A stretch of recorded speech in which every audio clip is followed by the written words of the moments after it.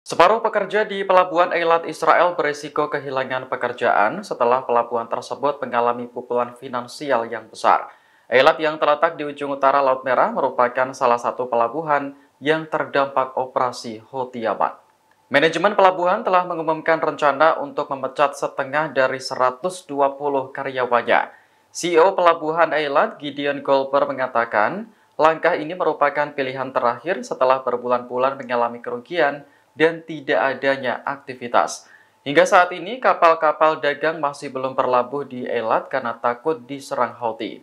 Militan Yaman telah bersumpah untuk menargetkan kapal-kapal terkait Israel sebagai bentuk protes perang Gaza. Dilansir The New Era, Pelabuhan Eilat biasanya menangani impor mobil dan ekspor kalium. Ukurannya memang tidak terlalu besar jika dibandingkan dengan pelabuhan Mediterania di Haifa dan Asdod. Namun, Eilat menawarkan Israel pintu gerbang ke timur tanpa perlu melewati terusan Suez. Sebagai tanggapan atas PHK massal ini, para pekerja menggelar aksi protes pada Rabu 20 Maret 2024. Mereka tak ingin kehilangan pekerjaan dan meminta perusahaan untuk kembali merangkul para pekerja. Sementara itu, CEO Pelabuhan Eilat menyebut PHK tidak akan terjadi jika pemerintah Israel mau membantu membayar gaji para pekerja.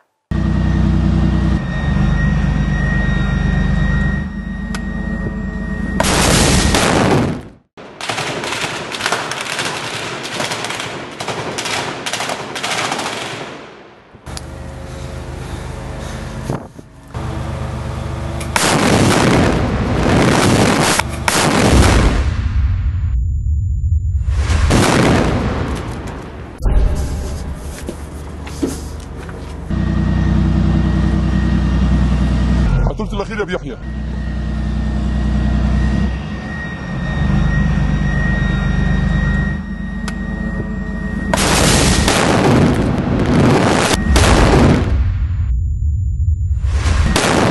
Militer Israel baru saja membentuk sebuah brigade baru yang akan dikerahkan ke perbatasan Lebanon dan Suriah.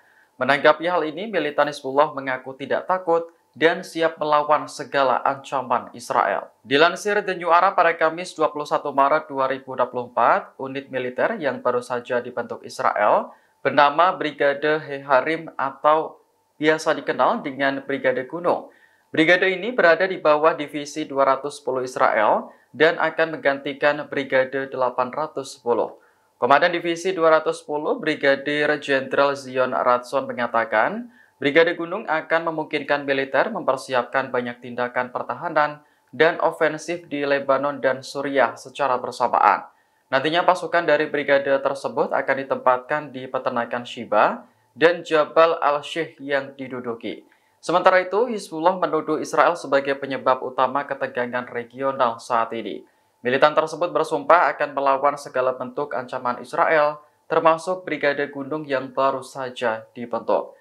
Diketahui ketegangan antara kedua kubu meningkat sejak perang di Gaza meletus. Hizbullah telah kehilangan 244 anggotanya, sementara Israel hanya melaporkan 11 tentara tewas. Untuk mengantisipasi jatuhnya korban sipil, penduduk di perbatasan kedua negara tersebut telah dievakuasi.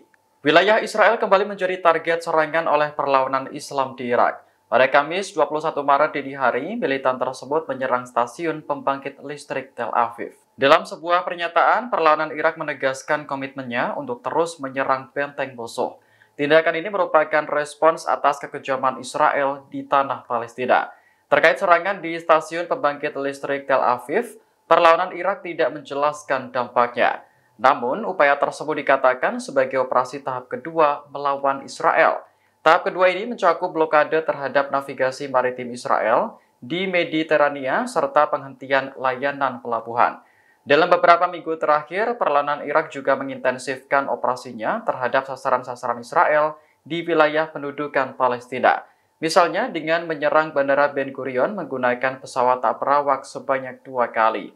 Kemudian perlawanan Irak juga menargetkan pangkalan udara Israel di dataran tinggi Golan yang diduduki. Download Tribun X sekarang, menghadirkan lokal menjadi Indonesia.